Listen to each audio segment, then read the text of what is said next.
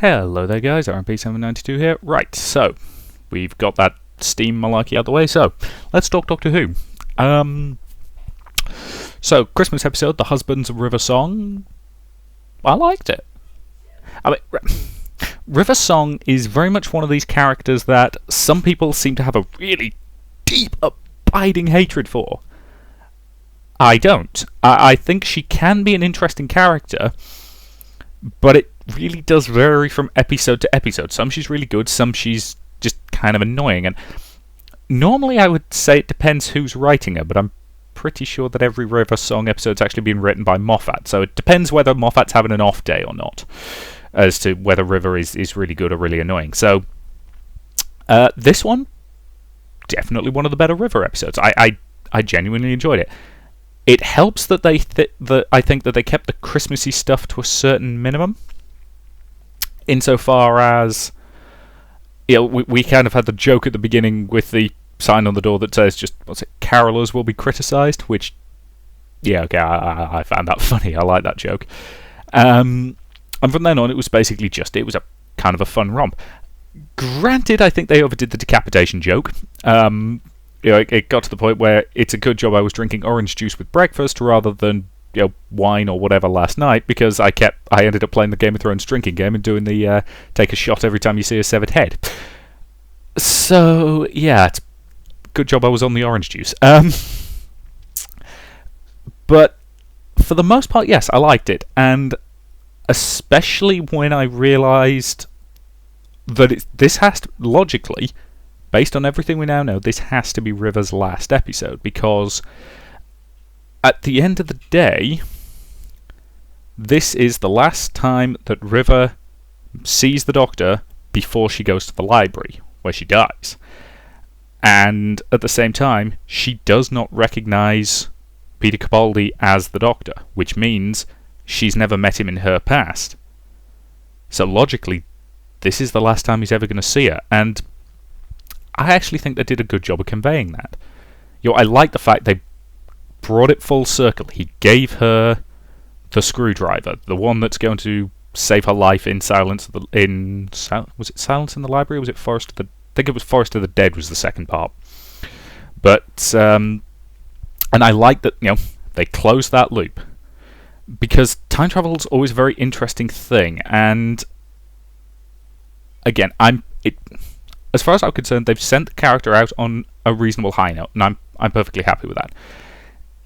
I'm going to retract all this praise if she turns up again, because at the end of the day, that was a good place to leave it. And I like the idea that the TARDIS itself basically, you know, landed the Doctor on this particular planet because she felt he needed cheering up, and you get the impression the TARDIS probably knew River was there, because yeah, that's kind of what the TARDIS is like sometimes. You know, there's a fantastic quote in The Doctor's Wife, which is, "You didn't always take me where I wanted to go. No, but it always took you where you needed to go."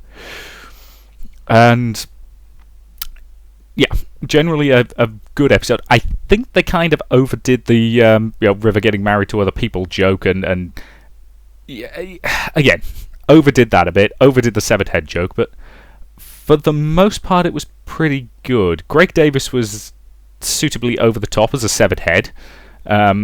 I can't help but feel that they cast Greg Davis because of one line in the script about how the king has a giant head, and yeah, well, Greg Davis does have quite a large head. But no, generally it was a pretty good episode. Admittedly, yeah, that was the only time I've ever seen the sonic sunglasses, which I still maintain is a stupid idea, you know, used in a way that made a certain kind of sense, because if he'd pulled out the actual screwdriver, she'd have known immediately who he was.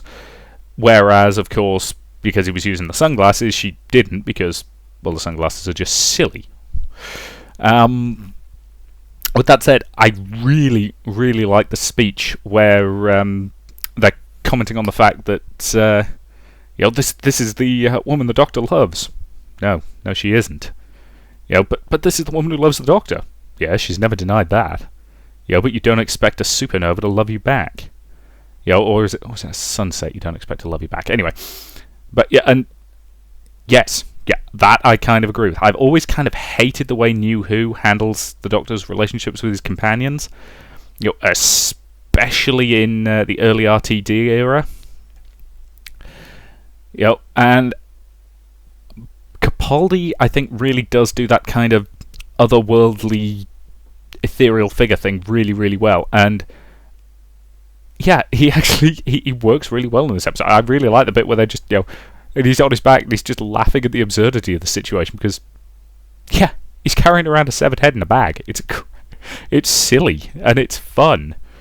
And that's, as a general rule of thumb, Doctor Who really is at its best when it's just saying, you know what, we don't care if our science is stupid, we don't care if our setups are weird, because we're just going to have fun with it.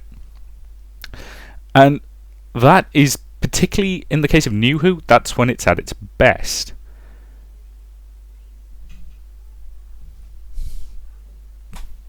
Conversation going on out there. But yeah, for the most part, I genuinely think it was a good episode, and I don't think it would have been as good if it hadn't closed that circle. As I say, I do genuinely like the fact that they brought back references they'd made before to things that happened, in the past. And granted, the ending with the so how long is a night on this planet? 24 years. You slightly cop-outy bastard, Stephen Moffat. But I suppose when you've got a main character who lives for that long. So the implication is she knew at that point that was effectively the last time she was going to see him. And then, of course, she sees him again in the library when, of course, she dies, and it's the first time he's ever met her. Incidentally, that entire idea, I maintain, comes from a Big Finish audio called The Game, where the Doctor basically goes to this planet to watch this great peace negotiator at work. And he figures he doesn't want to interfere in this guy's timeline, so he deliberately waits until it's this guy's final negotiation, this guy's final peace treaty. And when he eventually meets the guy knows who he is, because the Doctor is the man who negotiated every single one of his peace treaties. Just letting him take the credit. And it's actually a really good story, at least partially because it's all based around this incredibly violent sport called Naxi. And being Big Finish, they got an actual football commentator in to play the Naxi commentator, and it just works so wonderfully, because they're just talking in absolutely chipper terms about what is effectively a battle with bladed weapons. But anyway, off Big Finish, back to New Who, and yeah, generally it was a good episode.